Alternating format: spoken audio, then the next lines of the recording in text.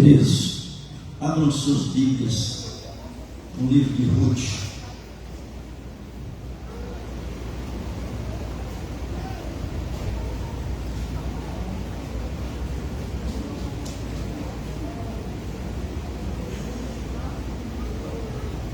No capítulo 1, livro de Ruth, e logo depois o livro de Juízes. Nesta noite, nós não queremos,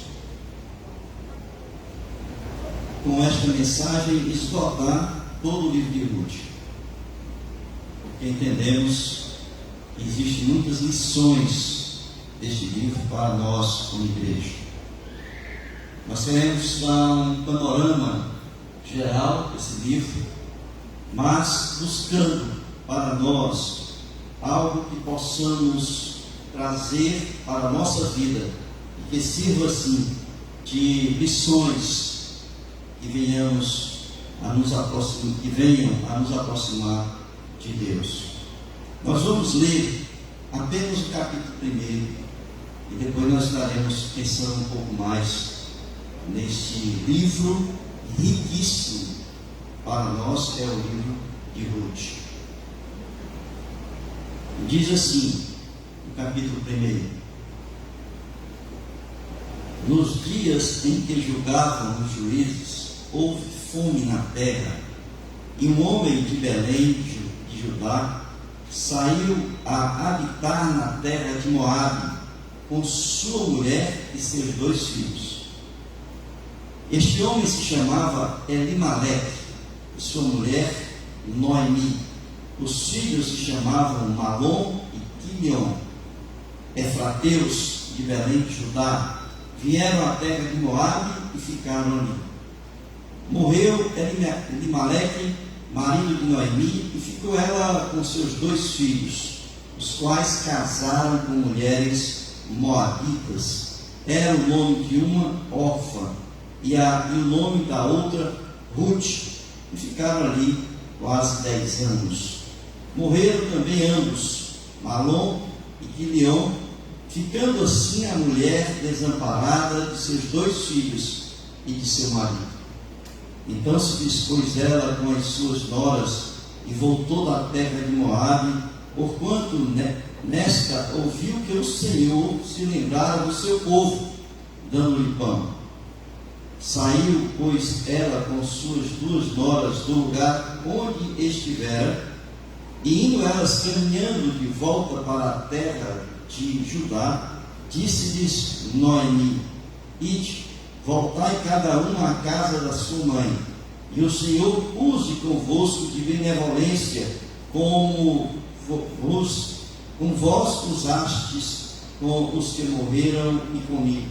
O Senhor vos dê que sejais felizes, cada uma em casa de seu marido. E beijou-as, e elas, porém, choraram em alta voz. E lhe disseram: Não, iremos contigo ao teu povo.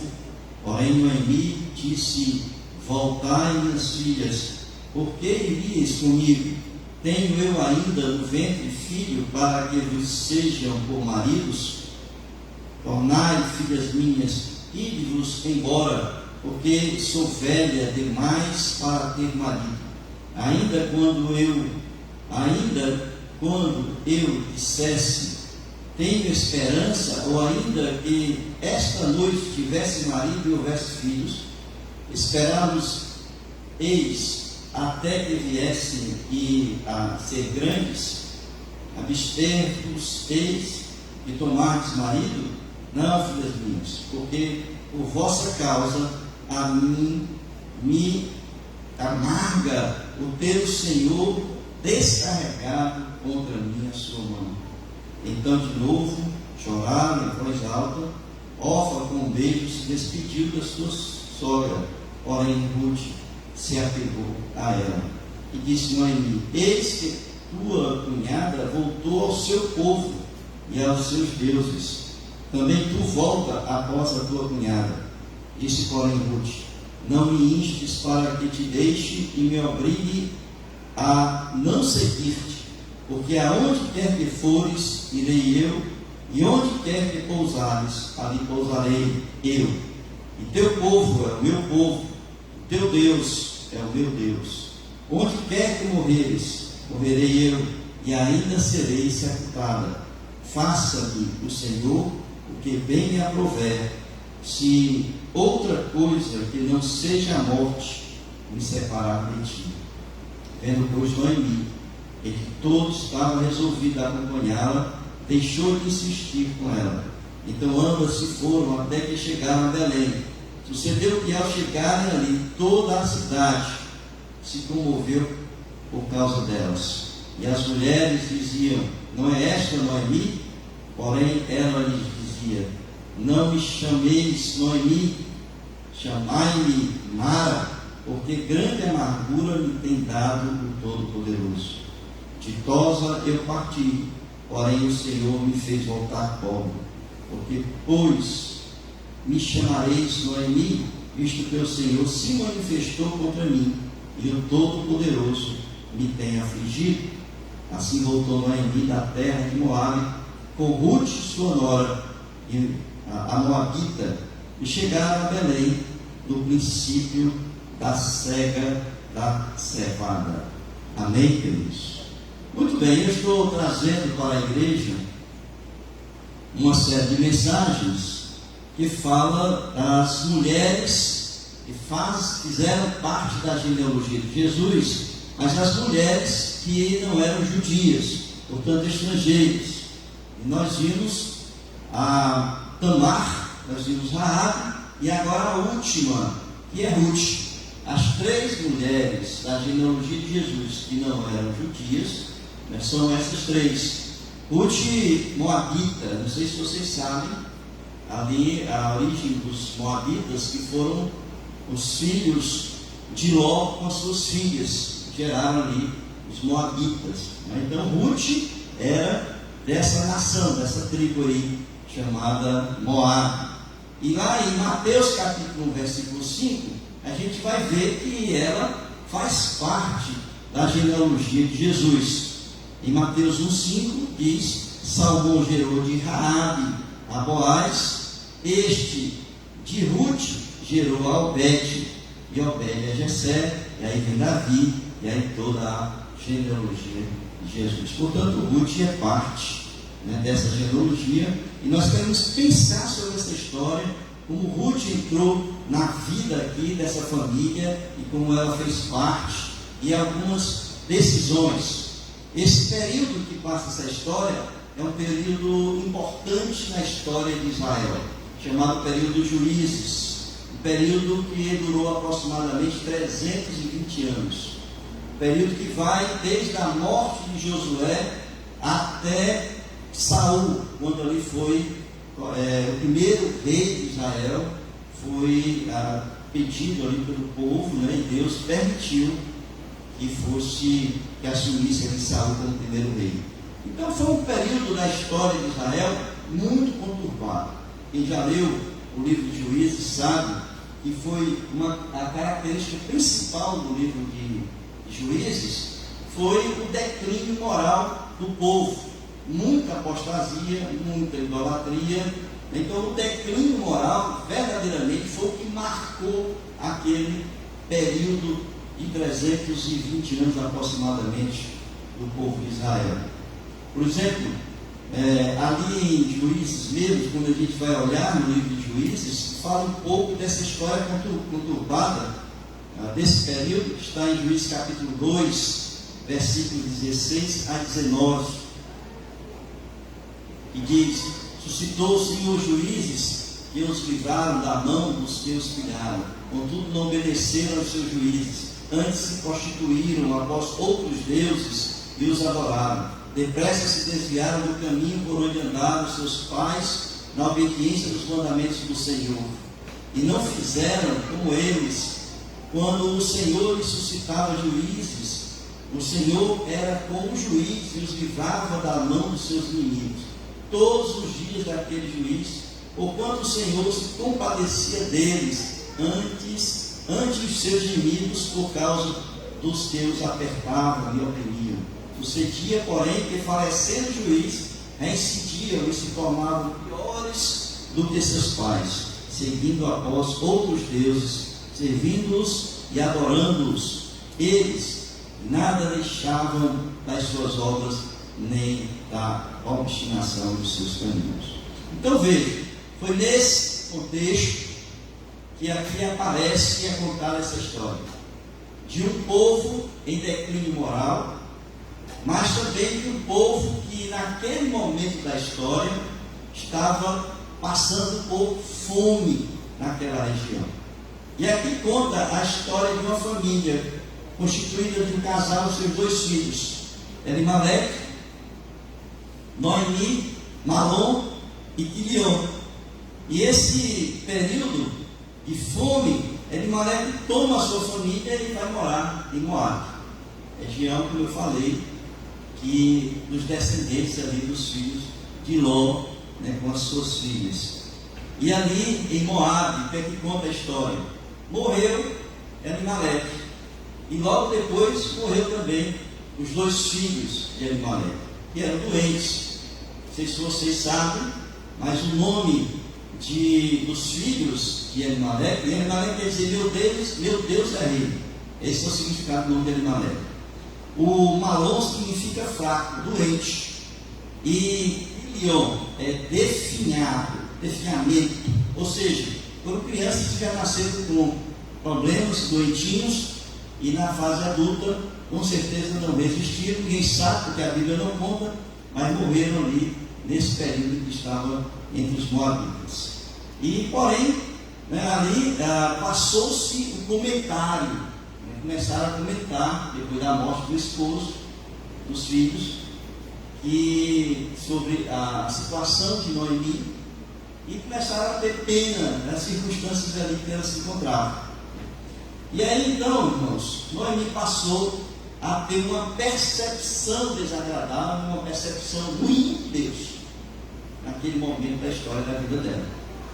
Um momento em que ela passou por perda do esposo e dos filhos, e ela então entendeu e passou a olhar Deus como um juiz severo, que a mão de Deus estava pesando sobre ela. Se a gente for ver, quando ela declara isso, ali em Ruth, capítulo 1, versículos 20 e 21, vocês vão ver que ela tem esse olhar para com Deus exatamente nessa situação da vida dela. Então percebam ali, ele diz: não me chameis de Noemi, chamai-me Mara, porque grande amargura que tem dado o Todo-Poderoso. Então quem deu grande amargura a ela, na visão dela, Todo-Poderoso. Ditosa eu parti, porém o Senhor me fez voltar pobre. Porque, pois, me chamareis Noemi, visto que o Senhor se manifestou contra mim e o Todo-Poderoso me tem afligido. Então essa era a visão dela, que o Senhor a fez pobre e o Senhor se manifestou sobre ela, que a mão de Deus pesou sobre ela e o Todo-Poderoso a tinha afligido. Então, dentro desse contexto, ela resolve voltar para Belém. Ela havia ouvido falar de que Deus estava novamente abençoando o povo ali em Belém, e ela resolve voltar para Belém, mas ela não volta sozinha. Ela tenta despachar suas noras, e apenas uma delas aceita, que é órfã, mas Ruth insiste e volta então com ela. Veja, seus filhos haviam se casado com mulheres moabitas. Lá na região se casaram com mulheres moabitas. E elas então, quando Ruth tenta fazer com que elas fiquem lá, uma delas volta ao seu povo, ao seu Deus, como diz aqui a história, mas a outra insiste então em voltar para com Noemi, de ir com Noemi para Belém, ali em Israel. Essa história, irmãos, assim, fechando aqui essa parte introdutória para que vocês entendam o contexto, é um livro que está carregado em aspectos culturais, mas é um livro também que mostra o juízo de Deus sobre escolhas certas e erradas que nós tomamos na nossa vida. Mas também mostra um Senhor que é misericordioso, Um Senhor que, mesmo diante da aflição, mesmo diante do murmúrio de Noemi, ao final do livro a gente vai perceber da graça, da misericórdia e do amor de Deus no resgate dessa família. Tanto a gente vê isso, a importância dessa fidelidade da fé, que nós vamos ver aqui, que Deus faz com que Ruth ali seja participante da descendência, da genealogia de Jesus. Eu quero pensar um pouco sobre essa história com vocês. E a primeira coisa que eu quero pensar são as decisões que desagradam a Deus, que a gente vê aqui nesse texto. O que a gente vê? A gente vê no capítulo 1 a instabilidade da vida. Às vezes a gente está muito bem, de repente acontece algo na vida da gente que tira totalmente a tranquilidade, a paz da nossa vida. Às vezes nós estamos muito bem no emprego e de repente somos demitidos. Às vezes nós estamos muito bem de saúde, de repente aparece uma doença que acaba com a nossa tranquilidade. De repente nós estamos muito bem com o nosso cônjuge, com os nossos filhos, de repente uma briga e acaba com a família. Acontece um problema e acaba com a família. Irmãos, são tantas coisas, acidentes, doenças, coisas que podem acontecer na história da nossa existência, na história da nossa vida. E aqui eu entendo que havia uma família em Belém, que é a família de Elimelec, que estava muito bem porque era dono de propriedades, tanto é que no final Boaz vai resgatar não apenas a questão de suscitar herdeiros, mas a herança que cabia ali a Noemi, está escrito aqui no livro. E ele então estava numa situação muito boa, mas de repente o que é que acontece? A seca daquela região faz com que ele precise tomar uma decisão na vida dele.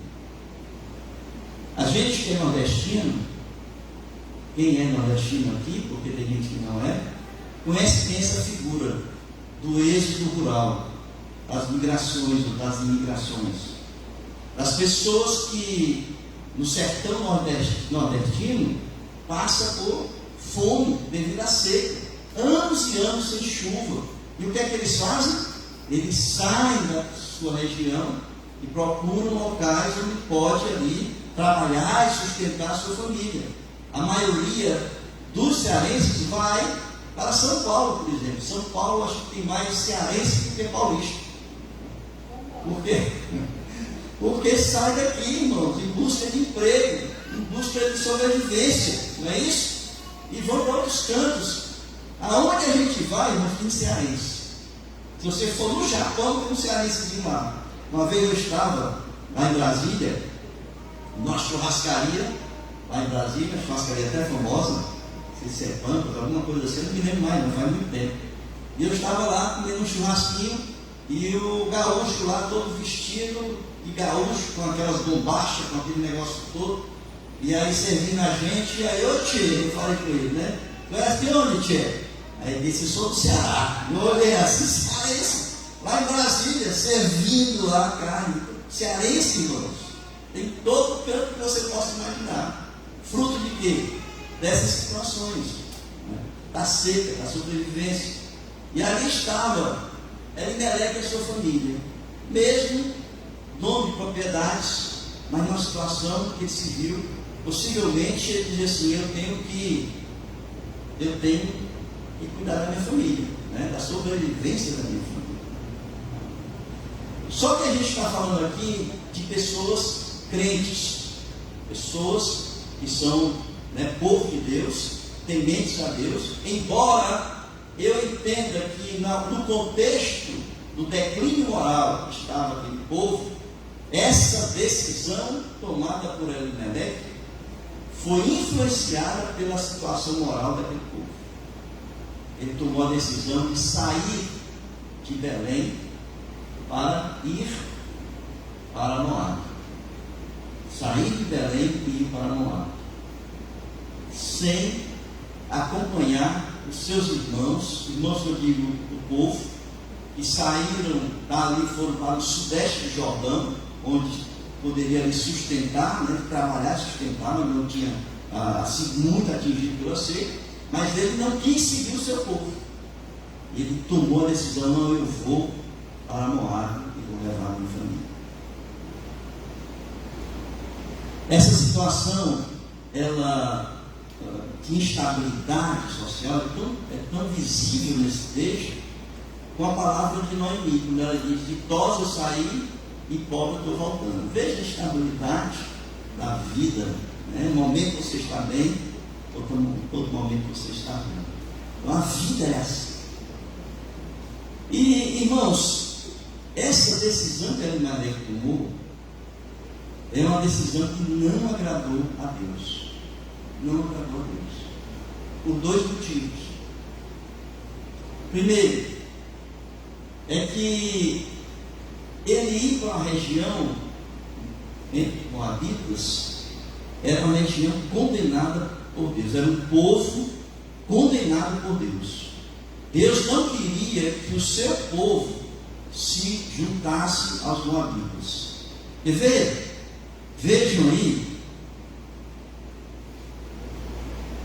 em Deuteronômio 23, Deuteronômio 23, de 3 a 6.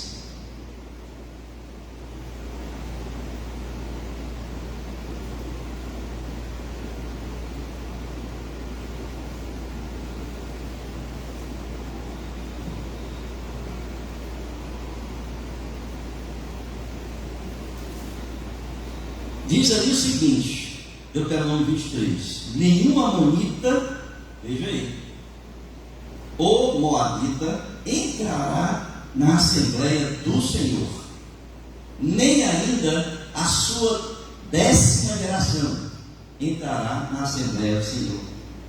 E vejam, eternamente, porquanto não foram ao vosso encontro com pão e água no caminho quando saías do Egito, e porque alugaram contra ti Balaão, filho de Beor, de Petó, da Mesopotâmia, para te amaldiçoar.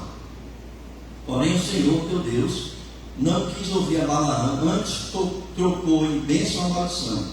Porquanto o Senhor teu Deus te amava, não lhes procurarás nem paz nem bem em todos os teus dias para sempre. Então vejam, ele escolheu ir para um local onde Deus disse para o povo não ir, para não se juntar com esse povo. Então esse foi o primeiro aspecto de uma decisão que desagradou a Deus. O segundo aspecto que eu entendo, irmãos, aqui, é que eu vejo que o povo de Israel, eles tiveram paciência diante da tribulação de esperar em Deus e por Deus naquela situação em que eles se encontravam. Ele não. Eu entendo que ele quis confiar em si mesmo. Ele quis resolver o problema tomando uma atitude, uma decisão, uma solução vinda confiante nele mesmo, não em Deus.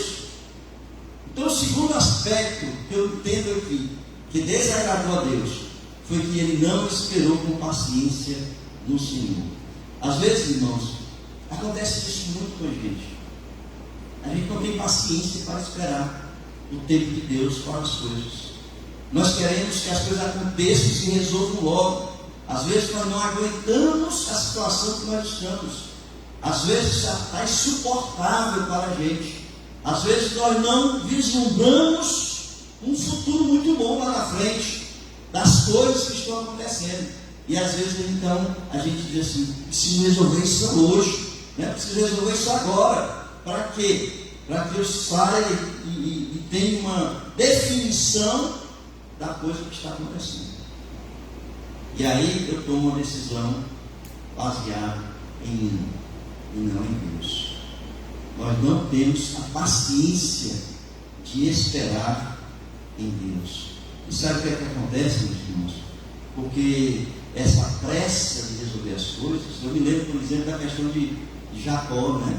Jacó foi apressado em resolver a questão e ele acabou ali, uma situação, porque teve que ir para o deserto. Quanto tempo passou? Nunca mais viu a mãe quando voltou para resolver essas situações. Eu li um comentarista que ele diz o seguinte sobre essa situação. Ele diz que essa é uma situação que se aplica a nós.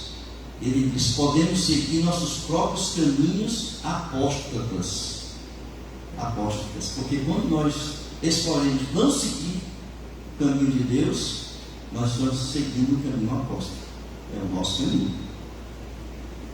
Mas o Senhor, podemos seguir nossos próprios caminhos apóstatas, mas o Senhor nos trará de volta vazios, normalmente por meio de severa disciplina. Veja, né? Quando nós nos apressamos, quando nós tomamos decisões sem confiar em Deus, sem esperar no Senhor, as coisas, né? Deus então põe a sua mão, né? E há um juízo de Deus sobre as decisões que nós tomamos, sem confiar, sem contar com o Senhor. A segunda decisão desagradável a Deus aqui, uma foi de Elimelec, a outra foi dos seus filhos. Os seus filhos resolveram casar com mulheres moabitas. A Bíblia diz, irmãos, que a gente não deve se unir, né, com pessoas, é um jugo desigual, né, que Paulo vai falar.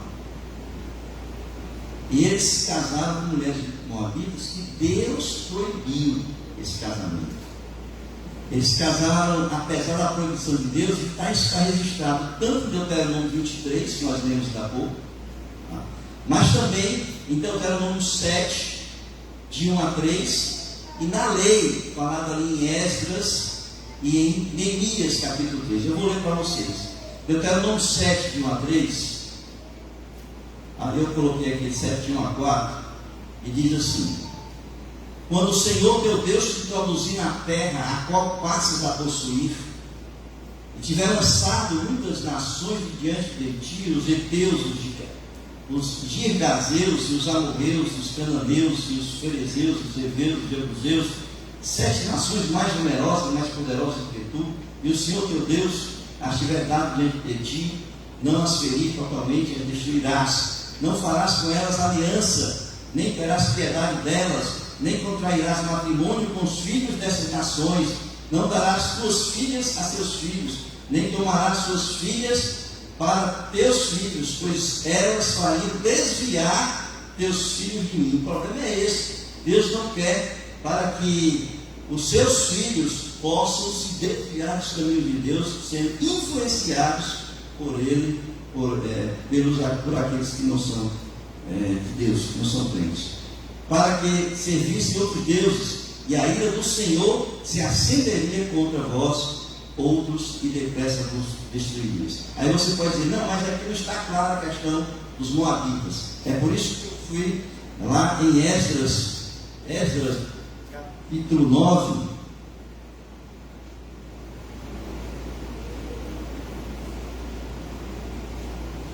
versículos 1 e 2, e diz assim: acabadas, pois, estas coisas, vieram ter comigo os príncipes, dizendo: o povo de Israel e os sacerdotes, os levitas, não se separaram dos povos de outras terras com suas abominações, isto é, dos cananeus, dos heteus, dos ferezeus, dos jebuseus, dos amonitas e dos moabitas, dos egípcios e dos amorreus, pois tomaram de suas filhas para si e para seus filhos, e assim se misturou a linhagem santa com os povos dessa terra, e até os príncipes e magistrados foram os primeiros nesta transgressão.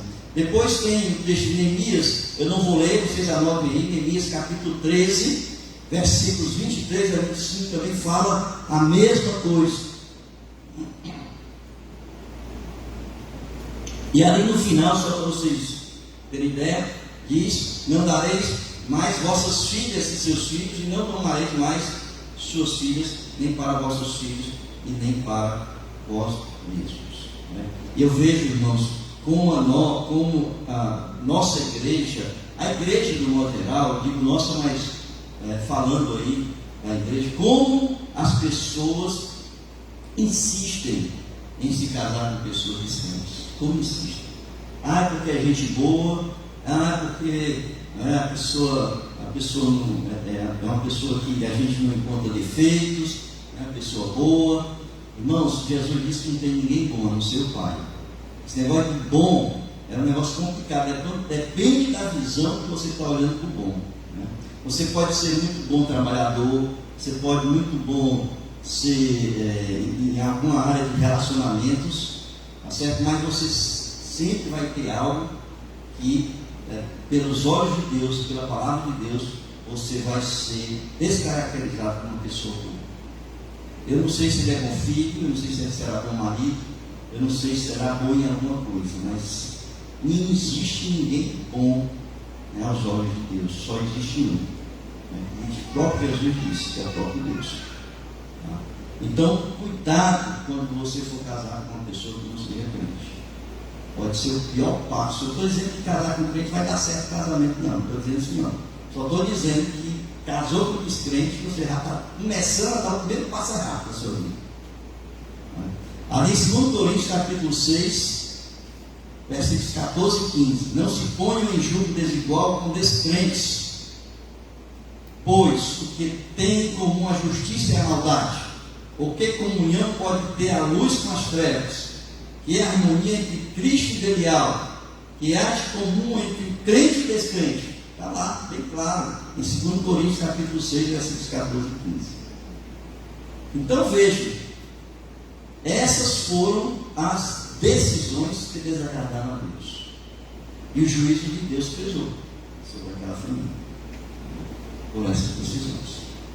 No entanto, olhando para o livro, a gente enxerga decisões que agradaram a Deus, decisões tomadas por Ruth, depois por Noemi.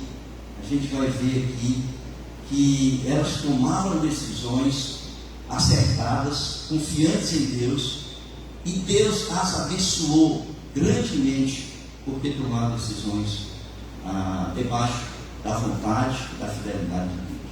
Nós vemos aqui 3 mulheres no início desse texto. As 3 mulheres apresentaram atitudes bem diferentes.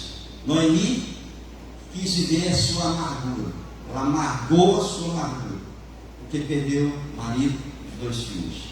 E ela resolve então, diante disso, ela resolve voltar para Belém e ali viver a sua amargura sozinha, a sua depressão, vamos dizer assim, em função das perdas. A gente viu isso em Ruth capítulo 1, versículo 8. Depois a gente vê Orfa que sabe se voltar com Noemi, mas Noemi insistiu e ela voltou, ela tomou a decisão de voltar.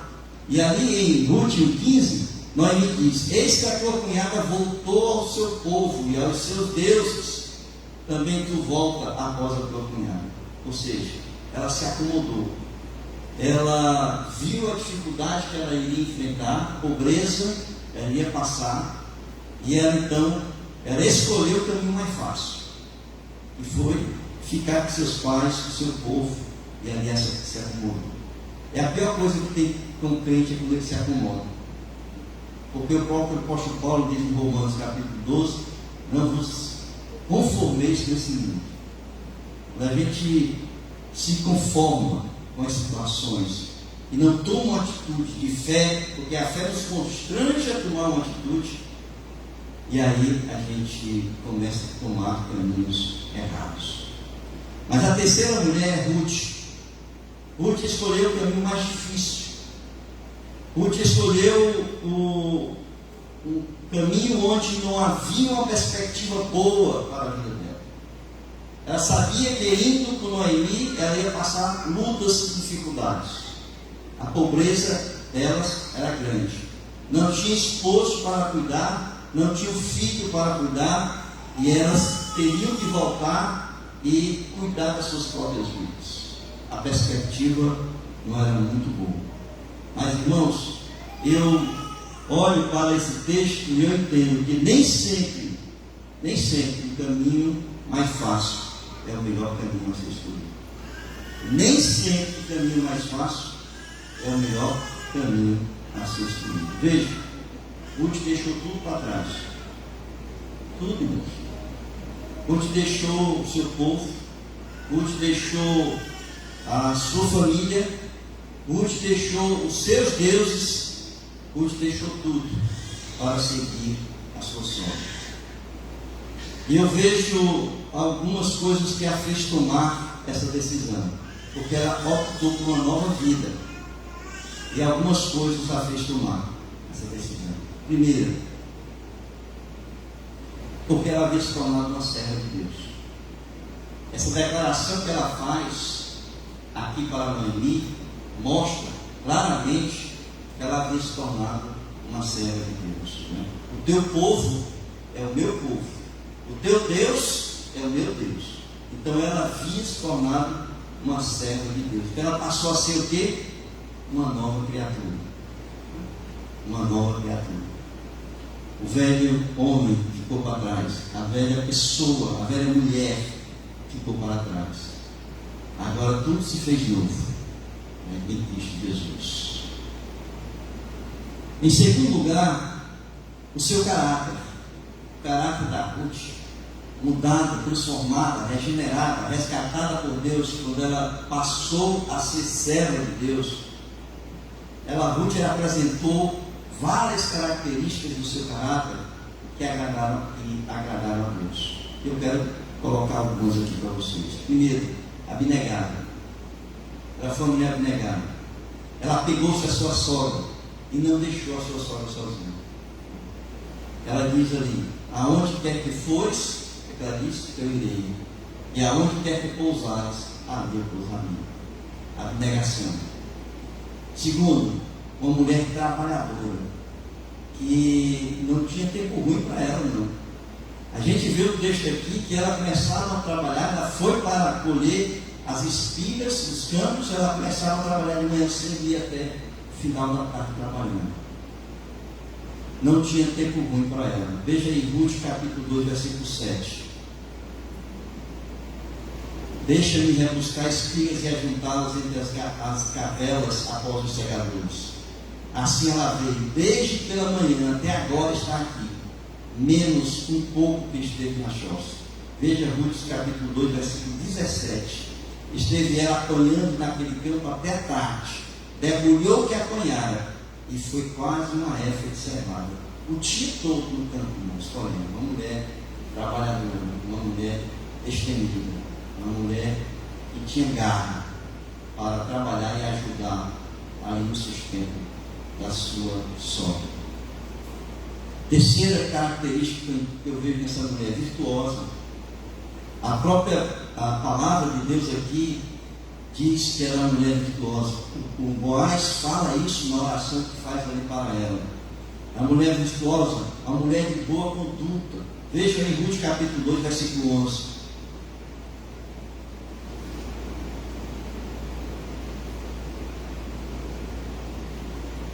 Respondeu Boaz e lhe disse: bem me contaram tudo quanto fizeste a tua sogra, depois da morte do teu marido, e como deixaste teu pai, tua mãe, a terra onde nasceste, e vieste para um povo que dantes não conhecias. Me contaram tudo quanto fizeste. Uma mulher virtuosa.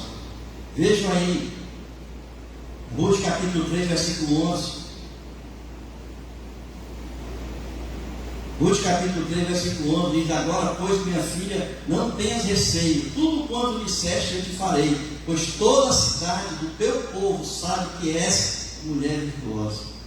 Provérbio diz: mulher virtuosa quem a encontrará? E a própria Bíblia responde: Ruth é uma delas. A própria Bíblia diz. Sabe outra característica? Uma mulher de boa reputação. Uma das coisas mais difíceis, irmãos, que a gente encontra hoje é o crente de boa reputação. Ou coisa difícil.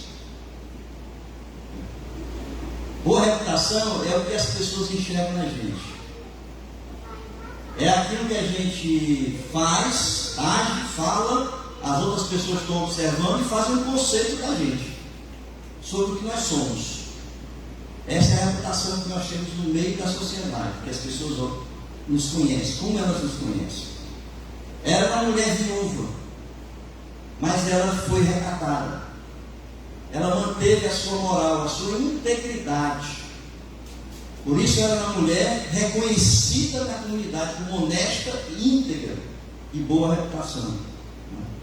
Então, quando falam, bem que contaram tudo quando fizeste a tua sogra, depois da morte do marido, e como deixaste teu pai e tua mãe, e a terra onde nasceste, e vieste para o povo dantes, não conhecias. Ela tinha uma boa reputação no meio da sociedade onde ela morava, para onde ela foi.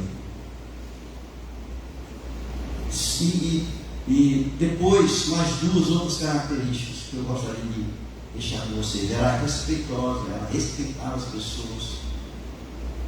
Ela tinha respeito pelas pessoas, não é? Meus jovens, meus adolescentes, ela respeitava as pessoas. Veja aí, Ruth capítulo 2, versículo 10. Então ela, inclinando-se rosto em terra, e disse: como é que favoreces e fazes caso de mim, sendo eu estrangeira? Inclinando-se rosto em terra. Respeito a Boaz, a pessoa de Boaz. Então ela era respeitosa. E outra coisa, obediente. Por último, obediente.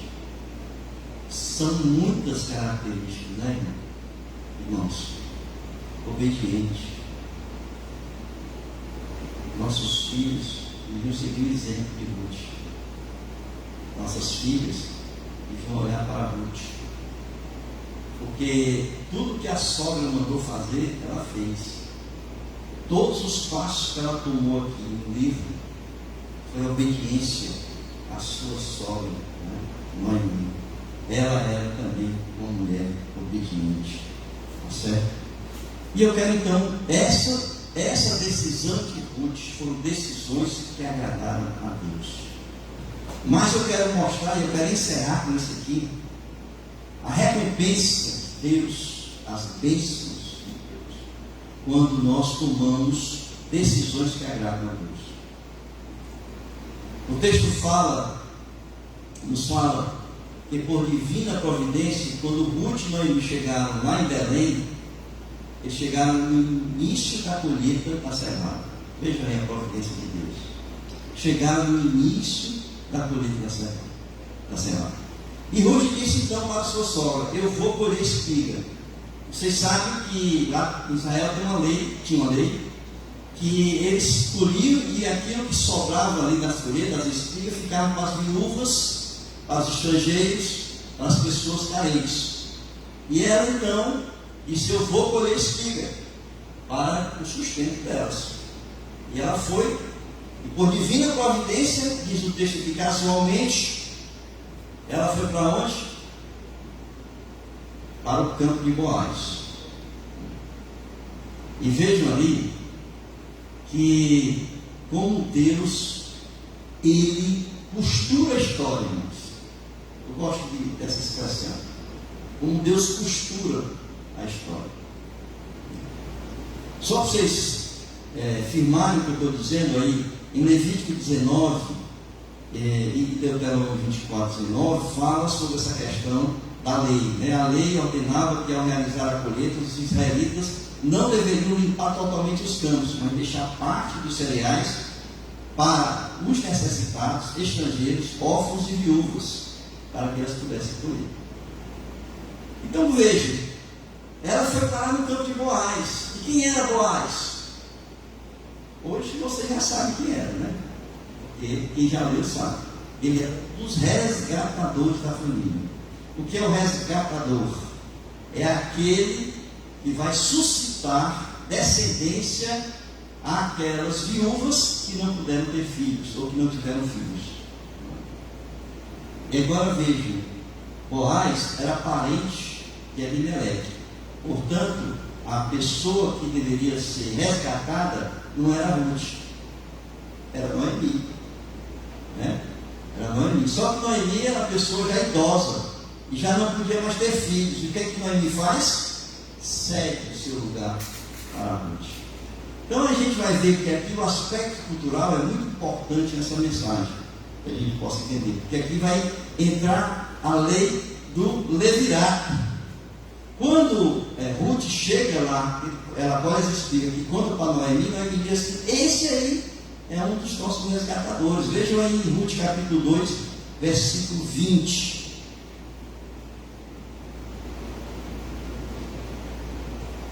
Então Noemi disse à sua nora: bendito seja ele do Senhor, que ainda não tem deixado a sua benevolência nem para com os vivos, nem para com os mortos. E disse-lhe mais Noemi: esse homem é o nosso parente chegado e um dentre os nossos resgatadores. Irmãos, Deus começava a preparar a restauração da família naquele momento ali. Aquele encontro de Ruth, né, com Boaz. E aí a gente vê 3 aspectos importantes da cultura, para a gente entender como Deus costurou a história. Tá? Como é que Deus resgata a família e como Deus derrama as suas bênçãos. Primeiro é a lei do levirato, que é exatamente essa do resgatador que suscita a descendência. Tá? Permitia que os parentes mais próximos do marido pudessem suscitar herdeiros, as viúvas cujos maridos não deixaram filhos.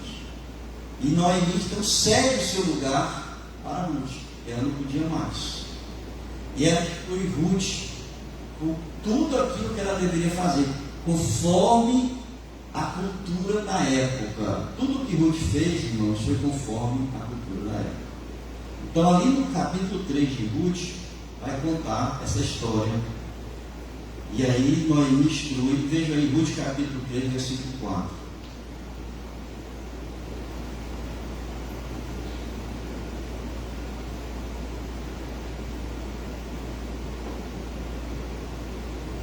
Quando ele repousar, isso aqui é Noemi instruindo Ruth. Notarás o lugar em que se deita.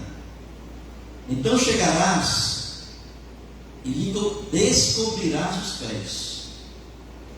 E te deitarás, e ele te dirá o que deves fazer. No versículo de número 8 e 9, depois que ela fez tudo isso, ela deitou-se ali ao lado de Boaz, e ele à meia-noite lhe acorda. E diz o texto, Ruth 3, 8 e 9: sucedeu que pela meia-noite assustou-se o homem, aquela paz. Assustou-se, e eis que uma mulher estava deitada a seus pés, e disse-lhe: quem és tu? Ela respondeu: sou Ruth, a tua serva. Estende a tua capa sobre a tua serva, porque tu és resgatador. Queridos, eu já vi muita gente dizer que Ruth foi se oferecer para Boaz, e que Noemi havia instruído a sua nora a se prostituir com Boaz. Não entende nada da cultura israelita daquela época, né? Judeus daquela época, porque não tinha nada de indecente naquilo que ela fez, era parte da cultura. Eu vou explicar isso para vocês. Aquele rito que Ruth fez, ela estava reconhecendo Boaz como seu resgatador, e buscava ele em cuidado, proteção e resgate. Essa é a simbologia. Por isso que Noemi instruiu Ruth para fazer aquilo. Por quê? Porque era a simbologia do ato que ela estava fazendo. Então ela se deitou aos pés dele, debaixo de um tanto do cobertor, e seus gestos podem parecer estranhos em nossa cultura, mas era uma prática da época e não envolvia malícia nenhuma. Sabe onde é que vocês vão ver isso? Em Ezequiel, capítulo 16, versículo 8. Anotem, depois vocês olhem esse texto que vai falar sobre isso. Agora, uma coisa importante: a palavra que está sendo usada aqui, por capa, né? Porque aqui diz o seguinte: estende a tua capa sobre a tua serva. Foi isso que eu li, Ruth capítulo 3, versículo 8 e 9. Essa palavra capa aqui é a mesma empregada em Ruth capítulo 2, versículo 12. Se vocês olharem aí em Ruth capítulo 2, versículo 12, quando Boaz está orando por Ruth, naquele momento ali de botando por Ruth, diz que ela foi buscar proteção aonde? Debaixo das asas do Senhor. Vejam aí, o Senhor retribua o teu feito e seja cumprida a tua recompensa do Senhor, Deus de Israel, sob cujas asas vieste buscar refúgio. Essa palavra asas aí é a mesma palavra usada lá na frente como capa. Então, na verdade, a capa que Boaz deveria colocar sobre Ruth é exatamente a proteção. Ele deveria aceitar a proteção, o cuidado, e ele ser realmente o resgatador de Ruth, da família. Agora, veja como é importante a gente ver uma coisa. Diferente de Elimeleque, veja aí a questão. Diferente de Elimeleque, porque Elimeleque, quando viu a situação, ele quis fazer as coisas que ele entendia que ele deveria resolver por conta dele. Ele não esperou por Deus.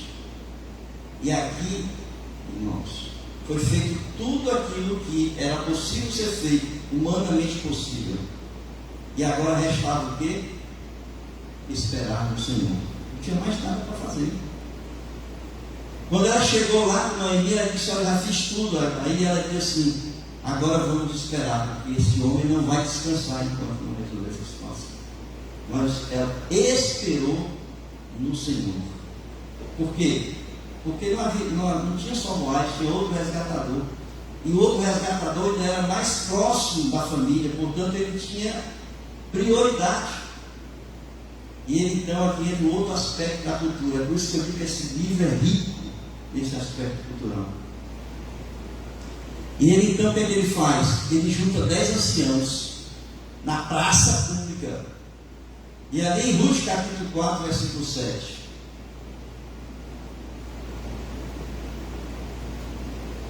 Diz assim: este era o próprio costume em Israel quando há resgates e permutas. O que queria confirmar qualquer negócio, tirava o calçado e o dava ao seu parceiro. Assim se confirmava o negócio em Israel. Foi exatamente o que Boaz fez. Em praça pública, ele confirmou ali, o outro resgatador abriu mão e ele então selou aquele ato ali da forma que o costume da época permitia. E eu quero encerrar então, irmãos, pelo terceiro aspecto cultural. E aqui acontece o resgate definitivo da família. Está em Ruth capítulo 4, versículo 14 a 17.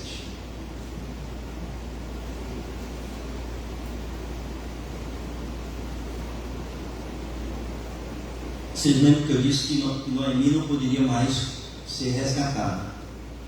Velha não podia mais ter filhos. Mas vocês lembram, eu não sei se vocês lembram que a esposa de Abraão, o que ela fez? Ela arrumou uma serva para que essa serva tivesse um filho, e esse filho seria colocado no colo de Sara, e ali seria filho dela. Lembra dessa história? É cultural isso, né? É um aspecto da cultura.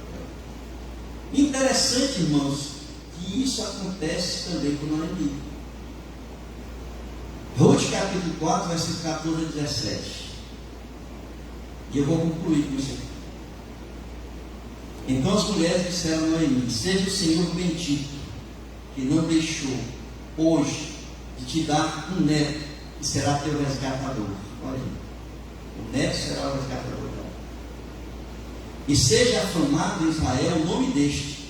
Ele será restaurador da tua vida e consolador da tua velhice, pois tua nora que te ama o deu à luz, e ela te é melhor do que 7 filhos. Noemi tomou o menino e pôs aonde? No regaço. Olha aí. Noemi tomou o menino e o pôs no regaço e entrou a cuidar dele. As vizinhas lhe deram o nome, dizendo: a Noemi nasceu um filho. A Noemi nasceu o quê? Um filho. Ela foi resgatada. Ela foi resgatada. Então, irmãos, nós aprendemos muito com essa história. Nós aprendemos que a vida é cheia de surpresas. E que nós devemos aprender a esperar no Senhor, a ter paciência, a saber que o Senhor tem cuidado de nós, que o Senhor está dirigindo os nossos passos. Se alguma coisa acontece é porque foi permissão de Deus, e sabe por quê? Se nós nos entregamos a Ele, nós precisamos aprender a descansar nele. O Filho de Deus com nós temos que tomar decisões, nós aprendemos isso também. Nós temos que tomar decisões que sejam de acordo com a palavra de Deus, com as Escrituras. Nós temos que tomar decisões debaixo da vontade de Deus. Nós não podemos tomar decisões confiantes em nós, porque o homem é falho, o homem é falível, o homem é impotente diante de muitas coisas, e nós precisamos confiar no Senhor e tomar decisão baseada exatamente na vontade de Deus, na palavra de Deus. E eu entendo, irmãos, que diante de tudo isso, a decisão mais importante que a gente possa tomar, independente da situação que nós vivemos hoje, independente do que poderá vir amanhã, a decisão mais importante é abrir o coração e receber Jesus como nosso Salvador. A Bíblia diz: nós não podemos deixar para amanhã, porque o tempo é hoje, o chamado é hoje. Hoje é o dia que Jesus está chamando você, para que na sua vida, independente de qualquer situação que você venha tomar, você possa seguir essa luz, que é Jesus Cristo, o Salvador, o Filho de Deus, que é Jesus Cristo. Eu quero convidar você nessa noite, você que ainda não tomou essa decisão ao lado de Jesus. Eu sei que você já deve ter enfrentado muitas coisas na vida, mas a nossa história não termina aqui. A nossa história continua. E nós podemos ainda vir a passar por várias outras situações. E assim como Ruth e Noemi confiaram em Deus, você poderá ter esta oportunidade para entregar sua vida a Jesus hoje. De seguir a vida agora confiante no Filho de Deus. Eu quero convidar você que ainda não tomou essa decisão ao lado de Jesus, para tomá-la hoje, para abrir o seu coração. E se você sente esse desejo na sua vida e receber Jesus como seu único e suficiente Salvador, faça isso apenas com um sinal. Levanta a sua mão. Isso. Com esse sinal você está dizendo: eu recebo Jesus na minha vida.